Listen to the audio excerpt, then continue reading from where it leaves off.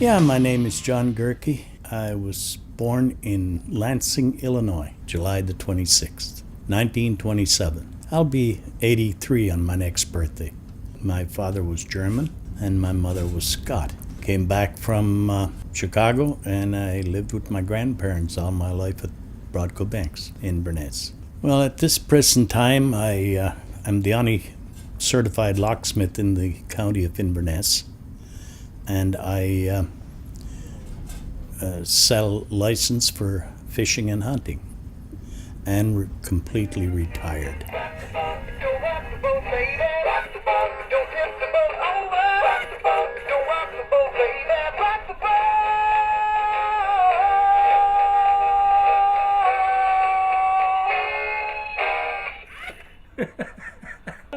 I found that in the dump and I took it home and fixed it, and it's been going ever since. Yeah, I'm a kid at heart. I love it. I love life. We lived on what they call the Sight Point Road, but it was in Broadco Banks.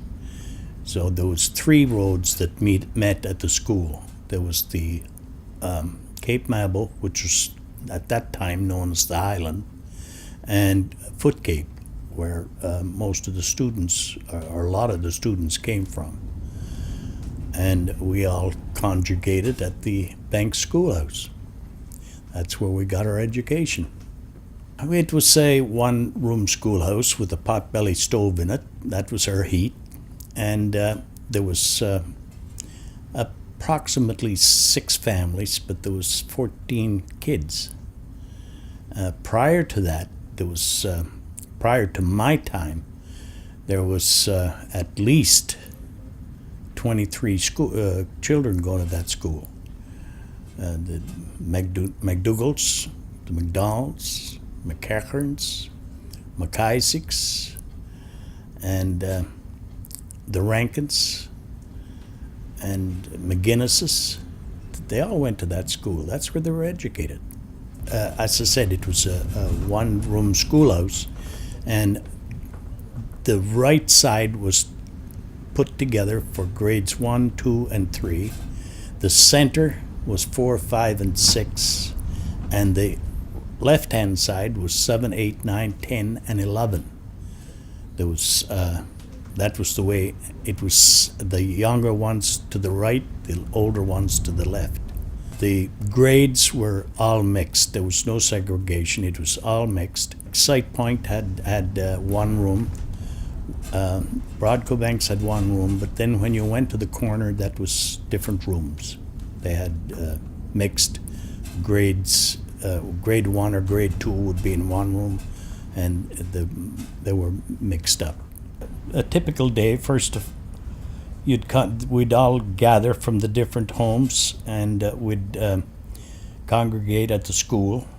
School started at 9 o'clock, but in the cold weather, we'd have one of the students as the fireman. He'd come in and light the fire and heat up the school, and put the coal in and warm it up for us. And when we'd get in, we weren't allowed in till the teacher got in. So if she was late, we'd be late. But most of the time she was always early, especially Mrs. White. She was a very dedicated teacher. The children were marvelous. There were no problems. We got along so beautifully. And I left there that year, and the most of those children I never saw again. I did see John Henry Gehrke and Randy McDougall and Betty Rankin and Moxie Rankin. But as for the others, I never saw them again. Of course, I moved away from there and I got married and lived in Detroit for the rest of my life. So I made the occasional trip back to Nova Scotia, but I never saw them. I did see Virginia and Clifford Fian a few times. But those were the days. I wish I could live them over again. Mrs. White, the school teacher, she was damn good looking. And she was young. I think she was only 18 between 18 and 20 when she was teaching up there. And some of her students were her own age. And she kept a very, very steady class. Now that homework has to be done tonight. No more fooling around, okay? Come in tomorrow, you have your homework, or there's going to be trouble. Hell, we only seen the inspector twice a year while she was there. And the school nurse would come and inoculate those that needed inoculated, or vaccination, those that needed vaccination, and that would be it. But she was an excellent teacher, excellent. The kids all came around me and they just hugged me. And they said, Miss White, we'll never forget this day. And I said, neither will I. If she found that you were having a hard time with a subject, I hated geography. And I didn't study it. I wouldn't study it because I didn't want to go back learning about the kings and queens in the 1800s and 1700s, and I thought it was a stupid subject until it came that we got into geographically located in Canada. Then it was more interesting. But she'd always come down, give me a pep talk, and well, I got my grades through it, but they weren't that good, I don't think.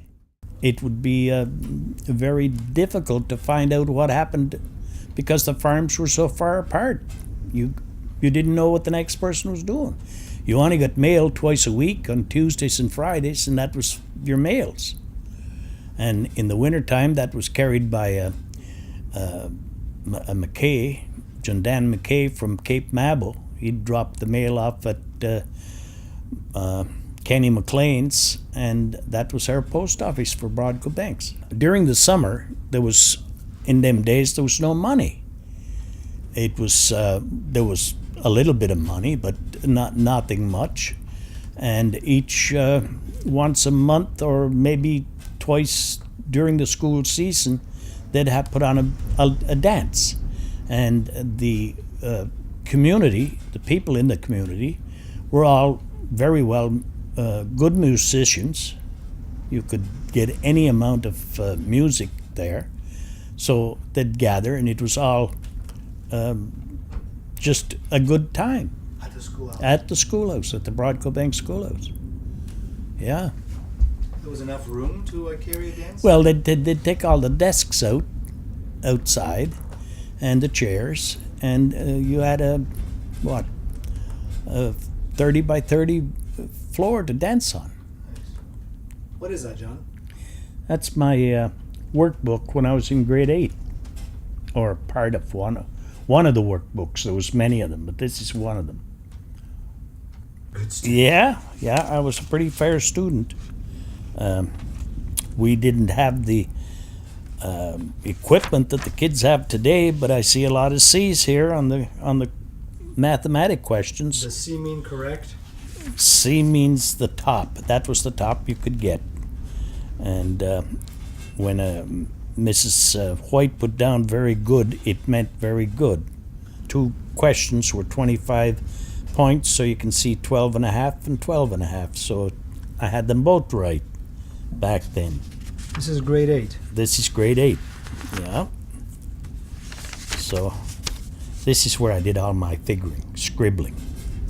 See, all those were correct, 88 out of 80, out of 1, 2, 3, 4, 5, 88 out of 100? 100, yeah. But see, we had all the tabulation on the back of it. You see that? Did this go to the parents? Oh, Or yes. did it have to be signed? No. So you folks know what progress you're making? No. What you did is you took your workbook home, and they could go through it if they wanted to.